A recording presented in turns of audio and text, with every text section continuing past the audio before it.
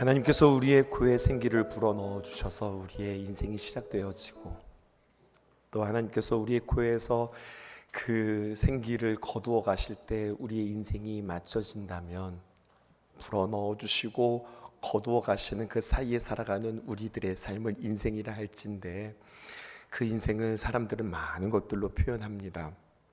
어떤 사람은 항해라고 표현하기도 하고요, 어떤 사람은 인생을 길이라고 표현하기도 하고요, 어떤 사람은 인생을 만남의 연속이다 라고 그렇게 이야기하기도 합니다.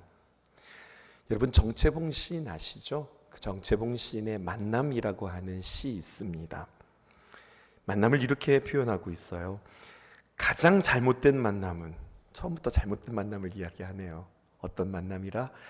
생선과 같은 만남입니다. 그렇게 이야기해요. 만날수록 비린내가 묻어오니까. 가장 조심해야 될 만남이 있답니다. 그것은 바로 꽃송이와 같은 만남이랍니다. 피어 있을 때는 환호하다가 시들면 버리니까. 가장 비참한 만남도 있습니다. 어떤 만남인가? 건전지와 같은 만남이라는 거예요. 힘이 있을 때는 간수하고 힘이 닳아 없어질 때는 던져버리니까. 가장 시간이 아까운 만남도 있습니다. 어떤 만남인가? 지우개와 같은 만남이래요. 금방의 만남이 순식간에 지워지니까. 그러면서 마지막에 이 시인은 희망을 노래합니다. 그러면 가장 아름다운 만남은 무엇일까요? 그것은 바로 손수건과 같은 만남입니다. 힘들 때는 땀을 닦아주고 슬플 때는 눈물을 닦아주니까. 우리는 가장 아름다운 사람이 되어야 하겠고, 우리의 만남은 가장 아름다운 만남이 되어야 하겠죠. 다윗도 마찬가지입니다. 다윗의 삶을 보면 정말로 수많은 만남들이 그에게 있었습니다. 사무엘과의 만남, 사울과의 만남, 골리앗과의 만남, 또 잊을 수 없는 친구 요나단과의 만남, 나단 선지자와의 만남, 우리아와 밧세바의 만남, 압살롬과의 만남, 솔로몬과의 만남, 참 많은 다양한 만남들이 그에게 있었는데, 그의 만남 속에는 어떤 것은 참 감동스러운 만남, 그를 성장하고 성숙하게 하는 만남, 그의 만남이 마치 선물과도 같은 그러한 만남들이 있었어요. 하지만 그런 만남만 있었던 것은 아닙니다. 참 쓰라린 만남, 아프고 결국 그 만남으로 인하여서 토할 것만 같았고, 그리고 그를 무너지게 하는, 그리고 너무나도 두려워서 자꾸만 앞서기보다는 뒷걸음치게 만드는 그러한 만남도 있었습니다. 여러 만남들이 있었잖아요. 그 가운데 두 개의 상반된 만남이 있었습니다. 하나는 오늘 우리가 이야기할 골리앗과의 만남이고요, 또 하나는 밧세바와의 만남입니다. 왜 이것이 상반되는가? 골리앗과의 만남은 추하고 잔인하고 그리고 거친 만남이었습니다. 그런데 밧세바와의 만남은요, 아름답고 부드럽고 그리고 달콤한 그러한 만남이었습니다. 이렇게 극단적인 두 만남이 있었는데요, 근데 이 두 만남에는 한 가지 공통점이 있습니다. 그것은 바로 이 두 만남 모두에게, 다윗에게는 무엇보다도 영적 시험장이 되어지는 위기요, 그리고 그를 온전히 흔들 수밖에 없었던 그러한 만남이기도 했습니다. 우리에게도 마찬가지예요, 여러분. 우리의 삶에도 분명 거친 골리앗과도 같은 그러한 상황과 그러한 사람을 만나게 되어지고요, 때로는 우리에게 밧세바와 같이 부드럽고 달콤한, 하지만 정신 차리지 않으면 우리가 무너질 수밖에 없는 그러한 만남도 우리에게 있을 겁니다. 성경의 이야기 가운데 다윗과 골리앗의 이야기, 여러분, 이 이야기는 유명한 이야기이고 잘 알려진 이야기고, 교회 학교 아이들에게 목사님 이 이야기 좀 해주세요 라고 늘 신청받는 이야기이기도 합니다. 정말 유명하고 잘 알려진 이야기라고 할 수 있는데요, 저는 유명하고 잘 알려진 이야기라는 표현보다는 전 이렇게 표현하고 싶어요. 이 이야기는 위대한 이야기입니다 라고요. 왜 위대한 이야기인가? 이 위대한 이야기들에게는 특징이 있습니다. 어떤 특징이 있는가 하면, 그 스토리는 늘 변함이 없어요. 스토리의 내용의 전개는 변함이 없는데 이 이야기를 만나고 읽으면 읽을수록 여러분 늘 새로운 관점들을 우리에게 줘요. 그러니까 읽을 때마다 새로운 거예요. 또 새로운 관점을 우리에게 주는 것뿐만 아니라 깊은 메시지를 주고, 그리고 우리가 만난 상황들, 우리의 생각들을 다시 한번 정말 다양한 방법으로 우리에게 점검하게 해주고 해석하게 해주어요. 그래서 오늘 저는 이 위대한 이야기, 다윗과 골리앗의 이야기를 통하여서 말씀이 우리를 해석하는 귀한 은혜를 다시 한번 맛볼 수 있었으면 좋겠습니다. 우리가 알고 있었던 내용들을 적용하기보다 이렇게 볼 수 있구나, 성경에 이러한 내용들도 담겨져 있구나 우리가 발견할진데, 특별히 오늘 다윗과 골리앗의 이야기를 통해서 우리는 무기라고 하는 테마를 가지고 세 가지 여러분들과 함께 이야기하고 싶습니다. 그가 이런 무기를 가지고 세상과 맞서서 이겼구나. 그리고 저는 여러분들에게 오늘 질문하면서 말씀을 이끌어 갈 거예요. 세 가지의 무기를 여러분들에게 소개할 텐데요, 첫 번째 무기는 네모입니다 라고 여러분들에게 소개할 것입니다. 그리고 말씀을 쭉 듣다 보면 이 네모칸에 여러분들 나름대로의 답들을 넣을 수 있겠는데요, 그렇게 세 가지의 무기들을 우리가 장착하고 한 주간 또 승리하는 저 여러분들 되었으면 좋겠습니다. 준비되셨나요? 첫 번째 시작해 볼까요? 첫 번째 무기입니다. 이렇게 표현해 볼게요. 사울은 저무는 해라고 이야기한다면 다윗은 뜨는 해였습니다. 다윗과 사울을 대조하면서 성경은 희비가 엇갈리는 길, 그리고 변곡점을 우리에게 소개하는데, 우리가 사무엘상 17장을 만나고 있는데 16장에 이러한 표현이 있습니다. 13절과 14절인데 14절은 여러분들이 읽겠습니다. 사무엘이 기름불병을 가져다가 그의 형제 중에서 그에게 부었더니 이날 이후로, 자 보세요, 다윗이 여호와의 영에 크게 어떻게 되었습니까? 감동되니라. 여호와의 영이 그에게 임하고 그의 마음 가운데 여호와의 영이 감동되었습니다. 그리고 사무엘이 떠나서 라마로 가는 이야기가 13절입니다. 이와 대조되어서 14절 함께 읽어보실게요. 시작. 여호와의 영이 사울에게서 떠나고 여호와께서 부리시는 악령이 그를 번뇌하게 한지라. 사울에게는요 여호와의 신이 떠났고, 다윗에게는 여호와의 신, 여호와의 영이 임했고, 서로 대조되어지고 있죠. 사울이요, 그는 얼마나 근사하고 매력적인 사람이었든지 우리는 추억해 볼 필요가 있겠습니다. 사사시대를 마무리하는 사사의 역할을 감당했던 사무엘 말입니다. 그의 마음 가운데는 아쉬움과 안타까움이 있었습니다. 이스라엘 백성들이 너무 철이 없는 거예요. 어떤 철이 없냐면 자꾸만 블레셋을 바라보면서 하나님, 우리도 저 블레셋과 같은 보이는 왕 좀 주세요, 그렇게 이야기하는 거예요. 누구한테요? 왕이신 하나님 앞에 말입니다. 하나님 말고, 하나님의 통치 말고, 하나님의 다스림 말고, 하나님, 우리도 저렇게 눈에 보이는 멋지고 훌륭한, 전쟁이 일어나면 직접 우리 앞에 나가서 싸우는 그런 왕을 우리에게 주세요라고 사무엘을 통하여서 하나님 앞에 요청하는 겁니다. 근데 사무엘은 그 하나님의 마음을 너무나도 알잖아요. 내가 너희들의 왕인데, 내가 너희들을 다스리고 통치하는 내가 너희들의 왕인데, 그럼에도 불구하고 그 하나님 말고 단 왕 달라고 이야기하는 그 이스라엘을 향해서 사무엘은 중간에서 참 마음이 아프고 안타까웠습니다. 그런데요, 그의 마음이 바뀌었어요. 희한하죠? 그런 안타까운 마음이 바뀌었어요. 어떻게 바뀌었느냐? 사무엘상 10장 24절 보실까요? 이렇게 표현하고 있습니다. 사무엘이 모든 백성에게 아뢰되 이르되 너희는 여호와께서 택하신 자를 보느냐? 모든 백성 중에 짝할 리가 없느니라 하니 모든 백성이 왕의 만세를 외쳐 부르니라. 이런 표현이 기록되어 있습니다.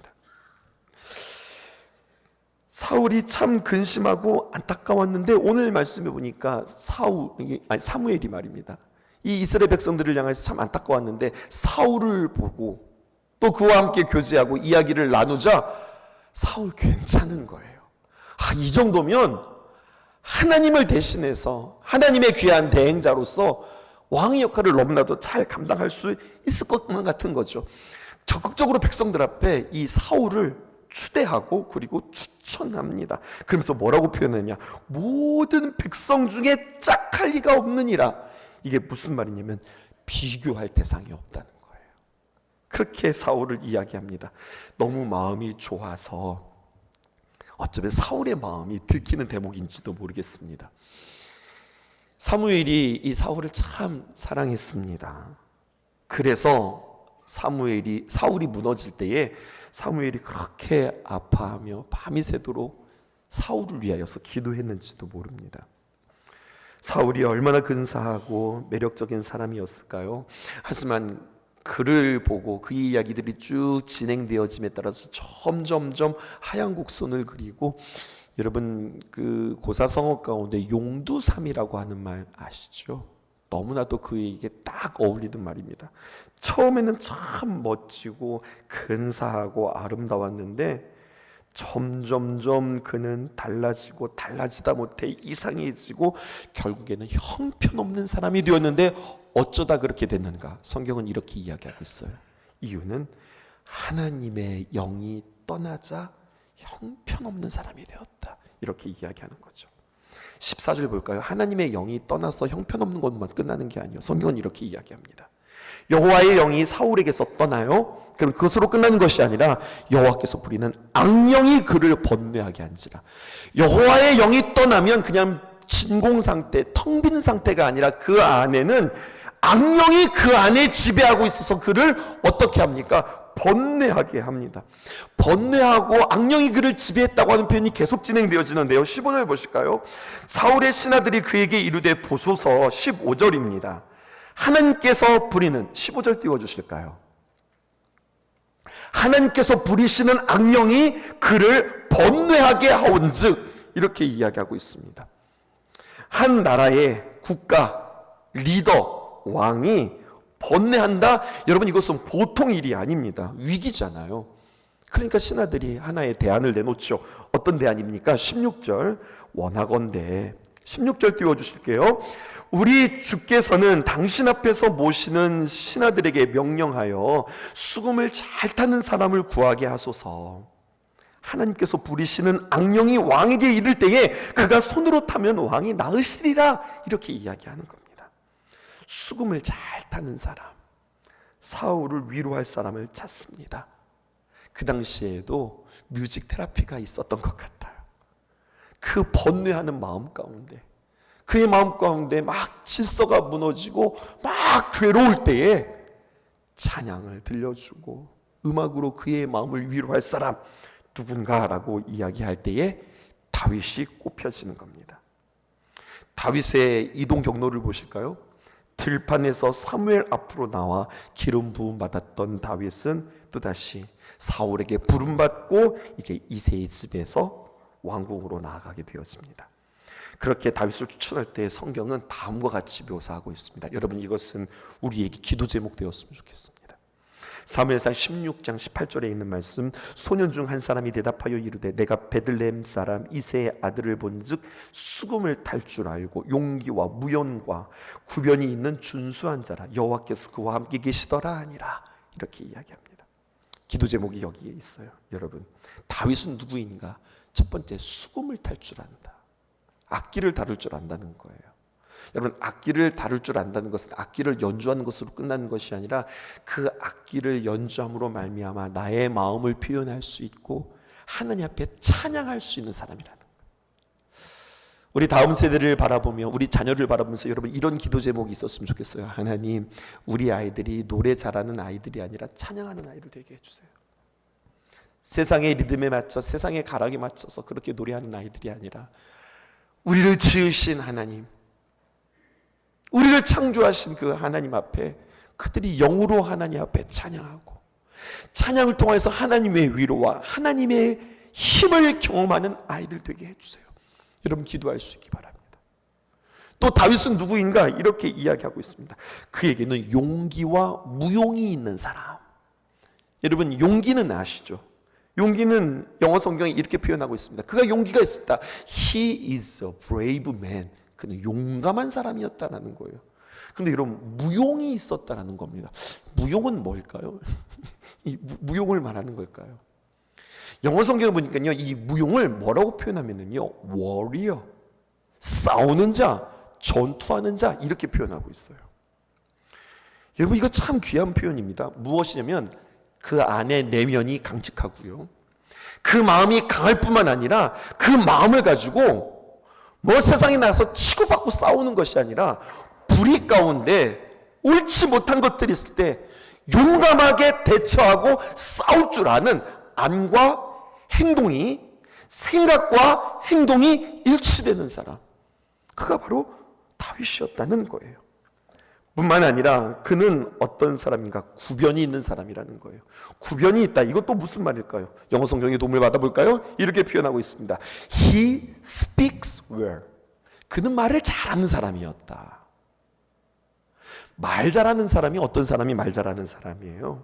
말을 많이 하는 사람, 쉬지 않고 말하는 사람, 막 어려운 단어들을 쓰는 사람, 이 사람이 말을 잘하는 사람일까요? 말 잘하는 사람은 어떤 사람일까요? 이런 사람이에요. 지혜롭게 알맞은 때에 알맞은 말을 알아듣기 쉽게 말하는 사람. 여러분, 이게 말 잘하는 사람이에요. 이게 지혜 있는 사람입니다. 때에 맞는 말을 할 줄 아는 사람. 그리고 그 말을 적절하게, 그리고 알아듣기 쉽게 하는 사람. 하나님, 우리의 자녀들이 입술에 지혜가 있게 하옵소서. 여러분들 기도하시기를 바라요. 그랬더니요, 그는 어떤 사람이었는가? 준수한 자라. He is a handsome man. 그는 잘생긴 사람이었다라고 표현하고 있어요. 분명 이것은 외모가 수려했다라고 하는 뜻이 아닐 거예요. 그는 매력적인 사람이었다는 거예요. 용기가 있고요, 행동할 줄 알고요, 또 그렇게 거친 것뿐만 아니라 그는 음악을 할 줄 알고요, 말도 잘하고요. 그러니 그의 눈에서 얼마나 총기가 있을까요? 그러니 그는 너무나도 준수한 사람이었겠죠. 어떻게 이게 다 가능할까요? 타고난 것일까요? 성경은 우리에게 그 해답을 주고 있습니다. 본문 다시 한번 보시죠. 사무엘상 16장 18절에 있는 말씀입니다. 띄워주실게요. 소년 중 한 사람이 대답하여 이르되 내가 베들레헴 사람 이새의 아들을 본즉 내가 그를 보았거든요. 근데 그는 어떤 사람이냐? 수금을 탈 줄 알고 용기와 무용과 구변이 있는 준수한 자라. 그러면서 이 모든 것들이 갖춰지기까지는 이유 한 가지, 결정적인 이유가 있는데 그는 여호와께서 그와 함께 계시더라. 이렇게 표현하고 있습니다. 여러분, 발견하셨습니까? 여러분, 어떻게 이것이 가능했는가? 여러분, 하나님과 함께 있었던 사람, 하나님과 동행하는 사람, 하나님의 영이 그에게 머물렀기에 이 모든 능력들을 갖출 수 있었던 거예요. 여러분, 이 문장을 마음속에 한번 새겨보시지요. 형통과 번영보다도 더 중요한 것은 하나님 앞에서 진실하고 겸손하게 서 있는 것. 여러분, 이것이 우리에게 너무나도 중요한 것입니다. 이제는 여러분, 첫 번째 무기가 발견되셨을까요? 여러분, 가장 중요한 무기이기도 합니다. 뭐라고 여러분들 명명하시겠습니까? 띄워보시죠. 빈칸을 이렇게 채워보겠습니다. 하나님을 향하여서 무엇보다도 하나님과 함께 설 줄 아는 사람, 하나님과 함께 할 줄 아는 사람, 하나님 앞에서 진실하고 겸손하여서 하나님께서 의인이다라고 인정해 주시고 칭하는 사람. 여러분, 이것이 우리에게 무기가 되어야 합니다. 그러니까 내가 하나님과 늘 함께 있다, 하나님께서 늘 함께 하시기에 부족함이 없도록 언제나 나 자신을 깨워 세우는 사람 되셔야 하겠습니다. 두 번째 무기를 여러분들에게 소개할게요. 사무엘상 16장 19절에 있는 말씀입니다. 사울이 이에 전령들을 이색에 보내어 이르되 양치는 내 아들 다윗을 내게로 보내라 하며, 사울이 그 다윗을 불러들이지요. 21절입니다. 다윗이 사울에게 이르러 그 앞에 모셔서매 사울이 그를 크게 사랑하여, 어떻게 했어요? 크게 사랑했다는 거예요. 보통 사랑하는 것이 아니라 크게 사랑했다는 거예요. 그래서 자기의 무기를 드는 자로 삼았다. 그만큼 신뢰하고 믿었다는 거예요. 그런데 사울이 온전치 못해요. 이 마음이 왔다 갔다 해요. 여러분, 23절 볼까요?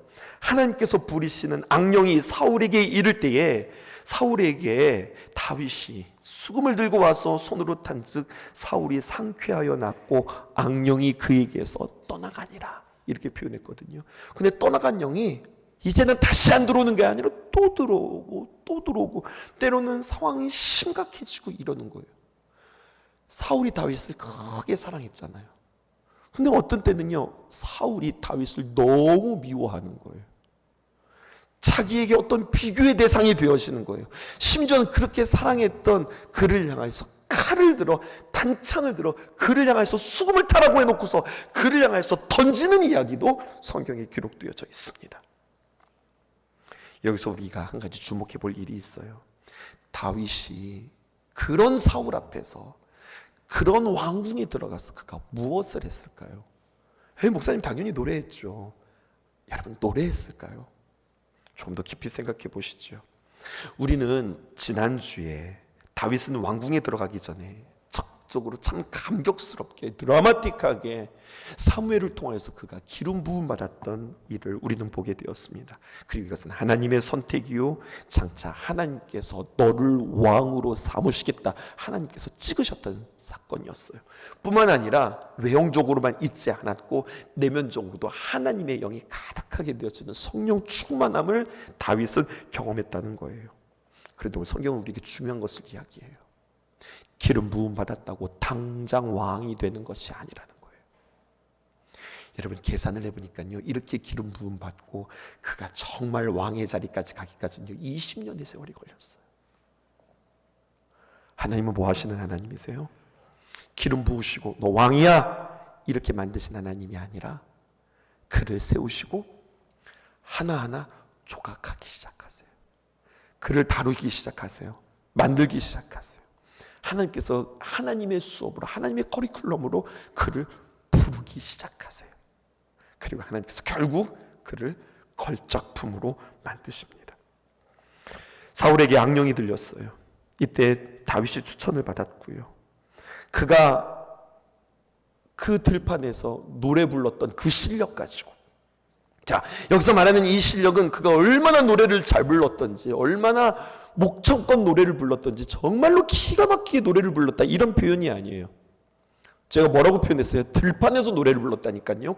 사람들 앞에서 이렇게 사람들을 모여놓고 연극장에서 그가 노래를 부른 것이 아니라 아무도 보이지 않는 곳에서, 아무도 봐주지 않는 곳에서 그는 노래했어요. 그러니 그의 노래는 고독했고요, 외로웠고요, 참 힘들었고요, 앞이 보이지 않았고요, 나의 장차, 나의 미래는 어떻게 되어질 것인가 아득했던 그의 모습 가운데 그는 한숨 쉬지 않고 하나님 앞에 노래 부르며 그 하나님 앞에 찬양할 때에 하나님께서 그의 마음을 위로하시고 붙잡으시고 그리고 힘주심을 경험하고 하나님의 치유하심을 경험했던 그가 사울을 치유하는 사람이 되었던 거예요.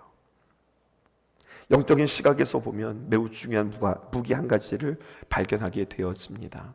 그가 왕으로 가게 되어지는 첫 번째 수업은 번민하는 왕. 조금 더 자극적으로 표현해 볼까요? 미친 왕을 섬기는 일. 그것이 첫 번째 그가 감당해야 할 일이었습니다. 이미 그는 왕이 되었어요. 하나님으로부터 선택받았어요. 사울은 하나님으로부터 버림받았어요. 그럼에도 불구하고 다윗이 사울을 바라보면서 당신 내려오쇼! 당신 내려와! 그 자리는 내 자리야! 하고 치고 올라가는 것이 아니라 왕으로서 그가 감당한 일은 다스리는 일이 아니라 무슨 일이었어요? 섬기는 일이었습니다. 심지어 사울의 상태가 심할 때 다윗을 향하여 창을 던졌으나 뛰쳐나가지 않고 끊임없이 그 자리에 서서 사울을 섬기는 자가 되었습니다. 새 왕 이야기의 한 부분, 그 부분을 여러분들에게 읽어드릴게요. 30페이지입니다. 누군가 내게 창을 던지면 나는 어떻게 해야 할까? 사실 대부분의 사람들은 누군가 자신에게 창을 던질 때 어떻게 해야 되는지 모르지 않습니다. 알고 있습니다. 곧바로 그 창을 주워든 뒤에 똑같이 되돌려주는 것입니다. 다윗이여, 누군가 당신을 향해 창을 던지면 벽에 박힌 창을 뽑아서 그에게 똑같이 다시 던지십시오. 다른 사람들도 다 그렇게 합니다. 날아온 창을 다시 멋지게 되돌려 던짐으로써 당신은 여러 가지를 증명할 수 있게 되었습니다. 첫 번째, 당신은 용맹한 자입니다. 두 번째, 당신은 정의로우며 잘못된 것에 담대히 항거하는 자입니다. 세 번째, 당신은 쉽게 압박당하거나 조종할 수 없는 강한 사람, 강한 존재임이 입증되어질 것입니다. 네 번째, 앞으로 당신은 불이나 부당한 대우를 이제는 참지 않아도 되어질 것입니다. 그리고 다섯 번째, 이 모든 특징들이 하나로 모여서 당신이 진정한 왕의 자질을 갖춘 자임을 증명하게 해줄 것입니다. 근데 이야기는 이렇게 끝나지 않습니다. 그렇습니다. 어쩌면 당신은 하나님께서 기름 부으신 사람일 수 있습니다. 바로 사울 왕의 후예로 말입니다. 그리고 즉위한 지 20년이 지난 뒤에 아마도 당신은 당신의 나라에서 가장 뛰어난 기술로 창을 던지는 사람이 되어 있을 것입니다. 그리고 또한 당신도 사울처럼 제대로 미쳐 있었을 것입니다. 저는 다윗을 보면서 다윗 안에 있는 예수님을 발견하게 되었습니다. 예수님도 똑같습니다. 예수님도 사실 이 땅에 왕으로 오셨습니다. 만왕의 왕으로 오셨다고요. 예수님께서 이 땅에 오실 때 왕관 쓰고 하늘에서 강림하셨습니까? 아니잖아요. 가장 연약한 아기의 몸으로 여인의 몸을 빌려 이 땅에 오셨고, 사람들이 겪는 감정과 고통과 고단함을 다 겪으셨습니다. 어린 시절에 아버지가 일찍이 돌아가시는 모습을 그는 마주해야 했고요. 아버지가 돌아가시니 이제 우리의 가정을 누가 건사할까? 거친 목수의 일을 통해서 가정을 책임지는 인생의 허덕임도 경험하시는 예수님이셨습니다. 그리고 하나님의 때가 되어 공생애가 시작되었을 때 이 예수님은 자신의 사역을 다음과 같이 정의했습니다. 나는 이것을 하러 이 땅에 왔습니다 라고요. 어떻게 정의했을까요? 마태복음 20장 26절 하반절에서 28절입니다. 너희 중에 누구든지 크고자 하는 자는 너희를 섬기는 자가 되고, 너희 중에 누구든지 으뜸이 되고자 하는 자는 너희의 종이 되어야 하리라. 28절 함께 읽어보실까요? 시작. 인자가 온 것은 섬김을 받으려 함이 아니라 도리어 섬기려 하고 자기 목숨을 많은 사람의 대속물로 주려 함이니라. 다윗을 왕으로 부르셨어요. 하지만 그의 첫 수업은 다스리는 자가 아니라 섬기는 자로 하나님께서 그를 세우셨습니다. 예수님이 이 땅에 오신 목적과 많이 비슷한 것 같아요. 귀신 들린 세상에서 귀신을 결박하고 이 땅에 무너진 모든 질서들을 바로잡고 어두워진 눈을 다시 한번 열어서 우리가 무엇을 바라보면서 살아야 할지 고쳐주시고 어둠과 혼돈을 물리치신 사건. 근데 그것을 싸워서 주장해서 다스려서가 아니라 어떻게 해요? 섬기시면서. 어떻게까지 섬기시면서? 십자가에 자기 자신을 내어주기까지 섬기면서 그 귀한 사명들을 감당했어요. 다윗은 왕으로 부름받았지만 어떻게 시작했습니까? 섬기는 자로 시작했습니다. 그리고 그의 과업은 귀신 들린 사울을 고침으로 먼저 내 내면에 있는 나의 질서를 다시 붙잡고 나의 평온한 상태를 유지하고 하나님의 치유를 경험한 뒤에 그리고 그 누군가를 고치는 자가 되었다고 하는 이야기죠. 두 번째 무기를 우리는 이렇게 정의하겠습니다.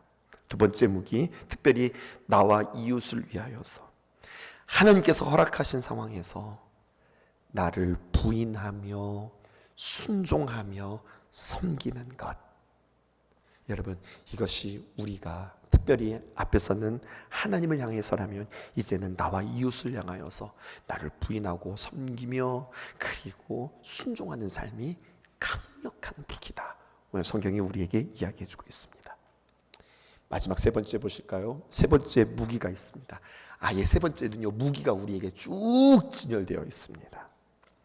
17장 1절부터 시작해서 골리앗을 소개하기 시작하는데, 여러분 좀 특이한 점은요, 골리앗을 소개하는데 17장 1절부터 시작해서 7절까지 그에 대해서 쭉 이야기하는데 이렇게 이야기하고 있습니다.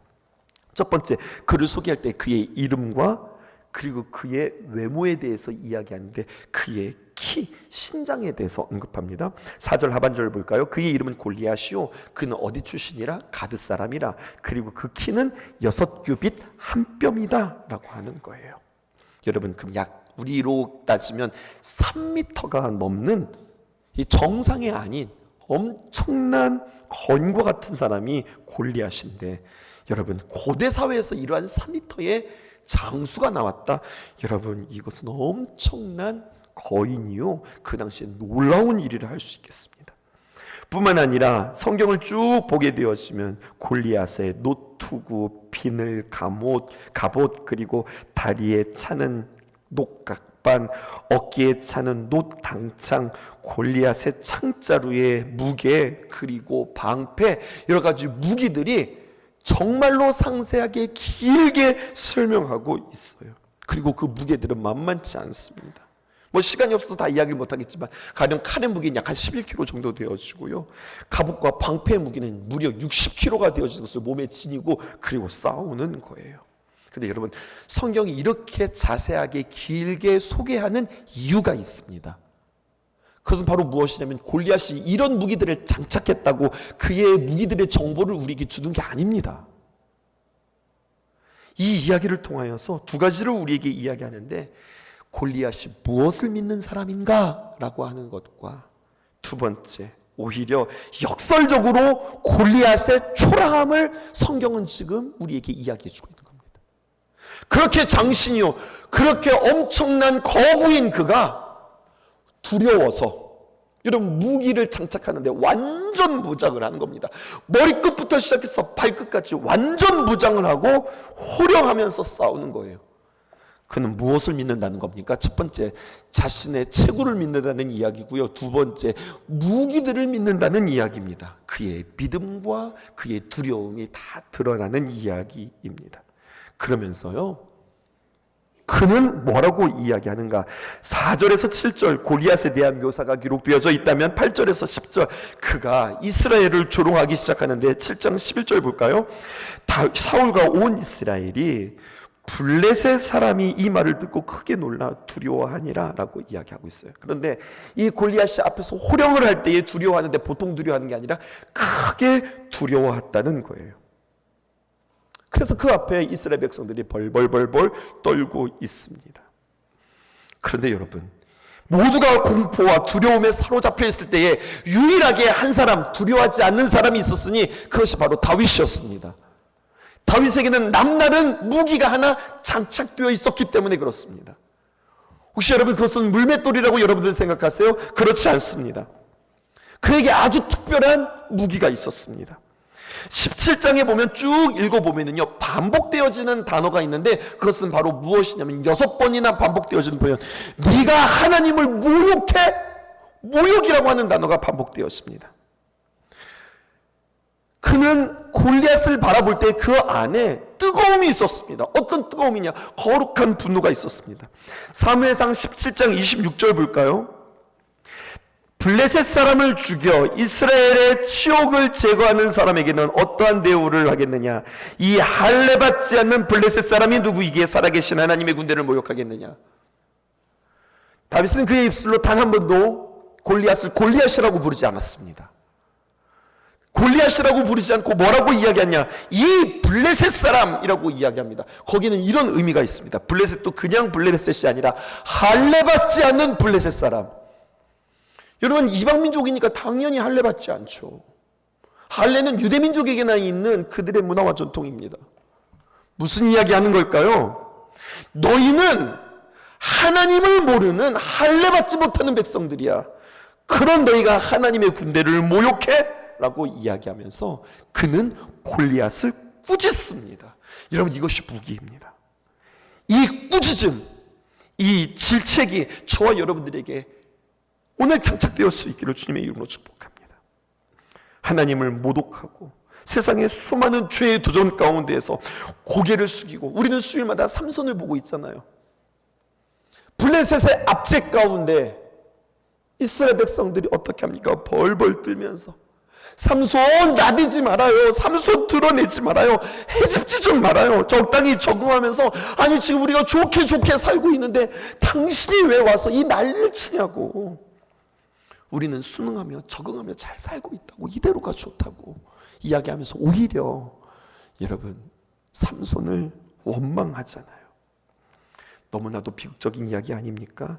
죄에 대한 생각, 죄에 대한 사고방식, 죄에 대한 반응, 죄에 대한 어떤 처리에 있어서 너무나도 무뎌져 있었던 이스라엘 백성들이 우리에게는 반면교사 되어서 누구처럼요? 다윗처럼요. 인정하지 말고, 부끄러워하지 말고, 타협하지 않고 죄를 향하여서 예수님의 이름으로 꾸짖을 수 있는 사람, 여러분 이것이 우리에게 무기라고 하는 사실입니다. 이 무기를 장착할 수 있기를 주님의 이름으로 축복합니다. 세 가지 정리할까요? 첫 번째 무기는 하나님을 향하여서 언제나 하나님과 동행하는 것, 하나님과 함께 서는 것, 하나님 앞에서 진실하고 겸손하여서 하나님께로부터 의인이라 칭함받는 사람, 그 하나님과 동행하는, 하나님과 함께하는, 하나님의 영이 내 안에 거하는 그 무기가 장착되어지기를 주님의 이름으로 축복합니다. 두 번째 무기, 나와 이웃을 향하여서 하나님의 허락한 상황 속에서 신뢰하며 나를 부인하며 하나님 앞에 나는 주장하는 자가 아니라, 다스리는 자가 아니라 섬기는 자 되게 하겠습니다. 예수님께서 우리에게 이미 해답을 주셨잖아요. 누가 큰 사람이라고요? 섬기는 자가 큰 사람이다. 이 무기가 여러분들에게 장착되었으면 좋겠습니다. 앞에서 하나님을 향하여, 두 번째 나와 이웃을 향하였다면, 세 번째 죄를 향하여, 악한 사단을 향하여서 타협하고, 그리고 그 가운데서 순응하고 적응하고, 그렇게 이렇게 저렇게 그냥 불타듯 살아가는 인생이 아니라 죄를 향하여서 타협하지 않고 예수님의 이름으로 담대하게 꾸짖을 수 있는, 내 안에 두려움이 찾아올 때에, 내 안에 의심이 찾아올 때에, 불안이 찾아올 때에 예수님의 이름으로 꾸짖을 수 있는 저와 여러분들 되어지기를 주님의 이름으로 축복합니다.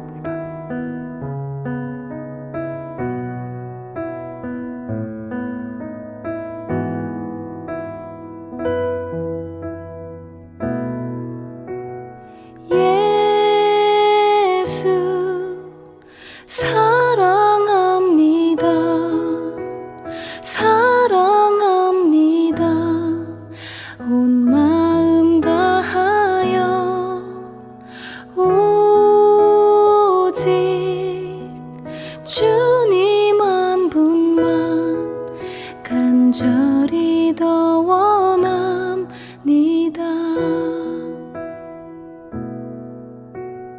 예수 사랑합니다. 사랑합니다.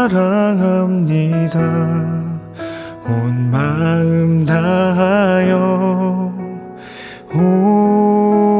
오직 주님 한 분만 간절히 더 원합니다. 넘쳐나네 주를 향한 내 속에 갈망이 주님께로 날 이끌어 주소서. 주님을 더 원합니다.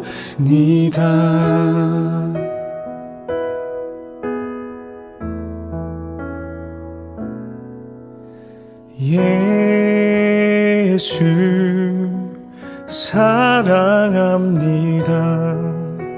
사랑합니다. 온 마음 다하여 오직 주님 한 분만 간절히 더 원합니다. 넘쳐나네 넘쳐나네. 주를 향한 내 속에 갈망이 주님께로 날 이끌어 주소서. 주님을 더 원합니다. 넘쳐나네 넘쳐나네. 주를 향한 내 속에 갈망이 주님께로 날 이끌어 주소서. 주님을 더 원함 주님을 더 원합니다.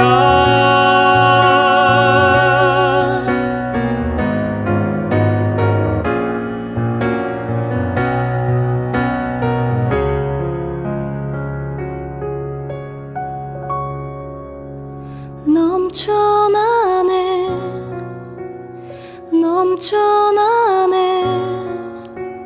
주를 향한 내 속에 갈망이 주님께로 날 이끌어 주소서. 주님을 더 원합니다.